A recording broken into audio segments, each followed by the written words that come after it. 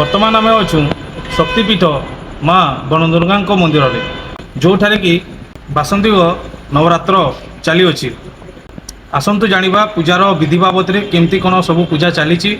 ଏବଂ କ'ଣ ସବୁ ସୁବିଧା ମନ୍ଦିରରେ ଭକ୍ତମାନଙ୍କ ପାଇଁ ସବୁ ଯୋଗାଇ ଦେଉଛି। नमस्कार मु माँ बनदुर्गा मंदिर सेवक माँ सेवक विश्वरंजन बड़कुंडा आमर इटा चैत्र बासनिक नवरात्र पूजा चली आमर सकालू पूजा 9 साढ़े 9 बजे आरंभ हेसी माँ स्नान हेसी माँ षोडश उपचार पूजा हवा पूजा सरीगले आरती हवा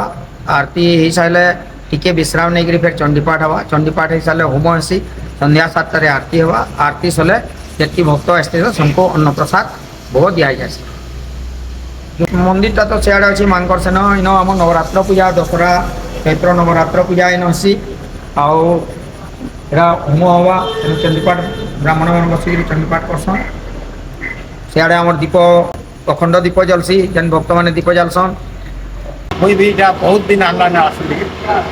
आसते प्राय 2 वर्ष के नहीं आसली एति परिवर्तन जे जेंटा कि असंभव एंता हेपर से जगहटा सोर न पड़ से अच्छा बगे आउ जना ने एंता ही गला से मंदिर सामने रे ठिया आई थले छाती पूरा दलदल ही जाउ से मां अंकर दर्शन इटा होचे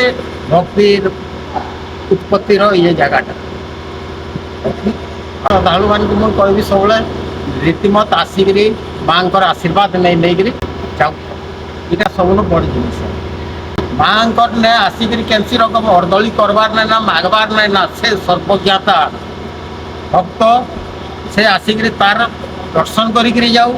माँ तो सर्वज्ञाता तार जहाँ कि पूरण करवार कथा निश्चित बनदुर्गारू स्मृति स्वरूप बारिंग रिपोर्ट ग्राउंड न्यूज 7।